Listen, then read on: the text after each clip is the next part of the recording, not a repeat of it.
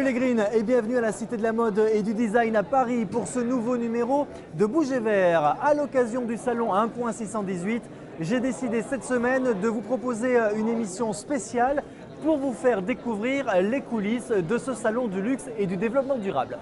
Et pour commencer, une question. Que se cache-t-il derrière ce chiffre 1.618 ? Vous le savez peut-être, c'est la proportion universelle, le nombre d'or qui rend les choses justes et parfaites. Et ça, la filière du luxe l'a bien compris en répondant présent en masse, vous le voyez, à ce salon étonnant. Alors évidemment, ce soir, nous sommes là pour faire la fête, mais c'est pour les équipes de Barbara Coignet, la créatrice de ce salon, l'aboutissement de mois de travail. Je vous propose d'ailleurs de retrouver Barbara. Nos équipes sont allées la rencontrer, c'était il y a quelques semaines, dans un spa de luxe en plein quartier Montorgueil à Paris, qui a eu l'idée assez originale de proposer à ses clients pour fêter ses 10 ans des soins esthétiques sous une tente nomade. Un concept chic, éthique qui évidemment trouve toute sa place ici. Voici donc un rendez-vous un peu vérité avec la créatrice Barbara Coignet.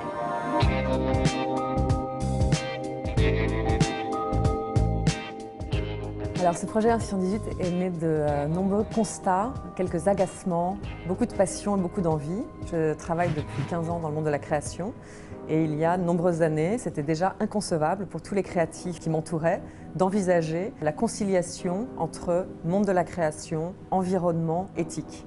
J'ai voulu prouver que ces mondes pouvaient fonctionner. C'est devenu la vitrine 1.618 de ce monde en mutation.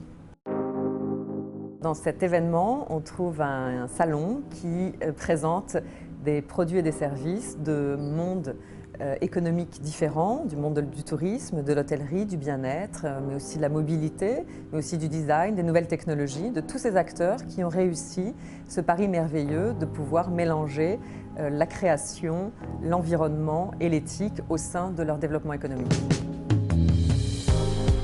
Le monde du luxe aujourd'hui est tout à fait enclin à accueillir le développement durable. C'est déjà ce qu'il fait depuis de nombreuses années. Bien entendu, ce qu'il faut comprendre, c'est que c'est beaucoup plus compliqué, beaucoup plus long pour les industries du luxe de transformer la totalité des process que ça ne l'est pour une jeune marque qui est née avec ses ambitions dans sa création d'entreprise. Mais le luxe, bien entendu, est très concerné et avance à grands pas. C'est un projet qui est fait avec beaucoup de passion, un peu d'utopie, mais qui donne aussi un visage de cette réalité, de ce monde qui change sous nos yeux. C'est magnifique. Voilà, alors vous l'avez compris, ce rendez-vous est plus qu'un salon, c'est le regroupement de toute une filière qui se met en ordre de marche, en ordre de bataille pour rendre notre monde un peu plus vert. Et pour aider Barbara Coignet dans la construction de ce grand rendez-vous, eh bien, elle a fait appel à un jeune directeur artistique, plein de talent, on peut le dire, Yorick Lévesque. Bonjour Yorick. Bonsoir. Comment on accepte cette idée un peu folle de réaliser, de construire un salon totalement écolo? Eh bien, parce que je suis aussi fou que Barbara. Et entre fous, on s'entend bien. Et entre fous, on s'entend bien, voilà. Donc non, mais je ne suis pas habitué à produire des salons, donc là, c'était l'occasion de me lancer dans un nouvel exercice. Et c'est vrai que c'est un vrai challenge d'arriver à produire un salon en jouant sur un bilan carbone qui est un objectif. Alors justement, ça c'est le maître mot. Comment vous vous y êtes pris pour réduire l'impact carbone? La première chose, c'est le choix du lieu. Choisir un lieu qui a un minimum de lumière du jour, qui a un sol acceptable, puisque les 3/4 des salons arrivent avec… on recommence par recouvrir le sol, alors que là, on n'a pas besoin. Ça, c'est la première chose. Ensuite, c'est trouver plein de solutions sur la lumière, sur les matériaux utilisés, sur réduire les coûts de transport, diminuer les camions qui arrivent pour livrer l'événement, etc., etc. Vous avez beaucoup travaillé sur la lumière, vous avez mis des ambiances dans le salon.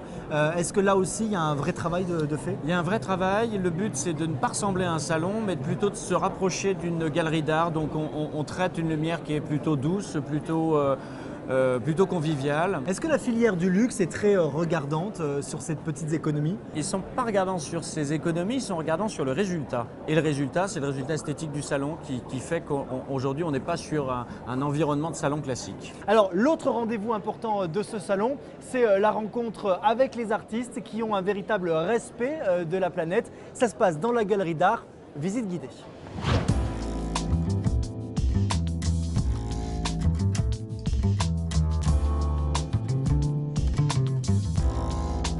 Alors le salon se veut aussi un espace créatif, en témoigne cette galerie d'art.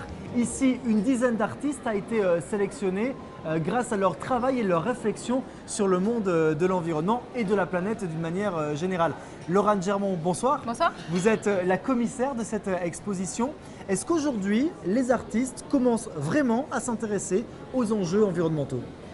Alors oui, je pense qu'il y a de plus en plus d'artistes en effet qui abordent ces thématiques et on voit tous les enjeux du développement durable qui apparaissent dans le travail de ces artistes, ce qui est normal puisqu'ils sont évidemment sensibles à leur environnement. Et il y a une niche où c'est quelque chose qui commence également à avoir un véritable impact sur le monde de l'art ?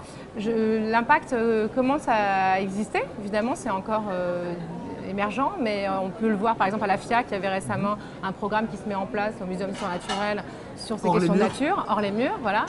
Donc j'ai bon espoir que c'est des tendances qui s'affirment prochainement dans le marché de l'art également. Alors comment vous avez sélectionné la dizaine d'artistes qui sont exposés ici ? Alors en fait depuis 4 ans j'ai monté un projet qui s'appelle Coal, qui est une structure en fait qui a pour mission de promouvoir justement l'investissement, l'engagement des artistes sur ces enjeux et de faire connaître ces artistes. Et donc c'est naturellement que j'ai créé un réseau d'artistes impliqués et que j'ai invité ce soir. C'est une relation de proximité, d'amitié presque que vous nouez avec ces artistes écolos. Voilà, tout à fait. Alors Laurane, vous qui aimez les beaux lieux, les beaux artistes et les beaux rendez-vous, eh bien restez avec nous puisque tout de suite voici l'agenda Green Fluo de Bouges et Verts. Il y a quelques rendez-vous qui devraient vous plaire certainement. Merci beaucoup. Merci. Depuis le début du mois d'avril et jusqu'à la fin du mois de novembre, 13 lieux de la vallée de la Loire vous proposent de découvrir une exposition d'art contemporain en plein milieu de la nature. En vous promenant de forêt en domaine, de ville en abbaye, vous allez découvrir un parcours assez surprenant, très étonnant, d'artistes qui s'interrogent tous sur le monde du rêve et du songe en exposant leurs œuvres en plein milieu de la campagne. C'est donc une véritable balade au vert que je vous propose cette semaine. Tous les renseignements, vous le savez, comme d'habitude, sur le www.ushuaiatv.fr.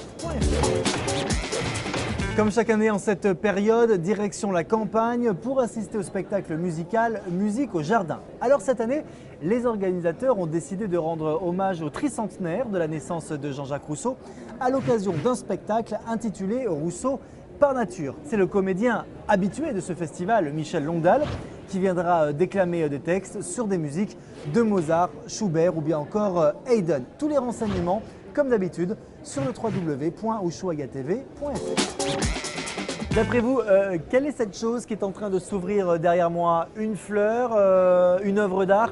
Eh bien pas du tout, vous allez vite vous rendre compte qu'il s'agit en fait d'un palmier solaire et qu'en fait ce palmier, eh bien, c'est une douche qui permet de réduire la consommation d'eau. L'eau, justement, on en parle beaucoup cette année au Salon du Luxe et du Développement Durable, notamment avec 2 projets complètement dingue. Le premier s'appelle Sea Orbiter. C'est l'architecte marin Jacques Rougerie qui a mis au point cette bouée futuriste habitée. L'idée en fait, c'est de permettre aux chercheurs et scientifiques d'étudier en continu le milieu marin en leur offrant un véritable lieu de vie. C'est donc une ville flottante qu'il prévoit de construire avec des salons, des bureaux, des chambres, bref, un lieu où ils vont pouvoir vivre 24 heures sur 24 pour étudier le monde marin. Voilà, retenez bien ce nom, Jacques Rougerie, on en reparlera certainement dans Bouges et Verts. Water is life. It is the most precious asset on planet Earth. Autre projet assez surprenant, la première ville entièrement dédiée à l'eau. Cette fois-ci direction le Brésil, car c'est là-bas que vous trouverez cette cité aquatique qui réunira sous l'égide de l'UNESCO des entreprises internationales, mais également des fondations et des instituts dédiés à la protection de l'eau. 100 millions d'euros vont être investis dans les 2 ans à venir pour le développement de cette ville. Un pari totalement hallucinant. Pour en savoir plus, eh bien, c'est pas compliqué. Vous allez directement cliquer sur ushuaiatv.fr.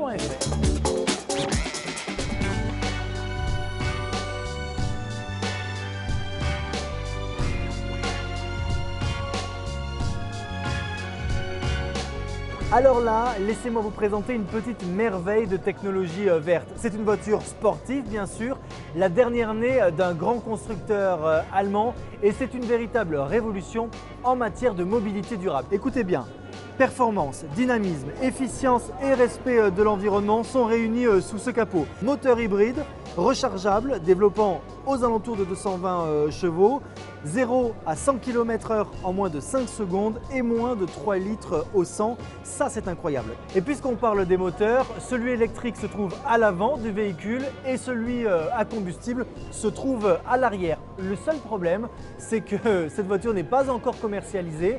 Elle devrait l'être normalement aux alentours de 2014-2015. On vous en reparlera bien sûr dans Bougez Vert.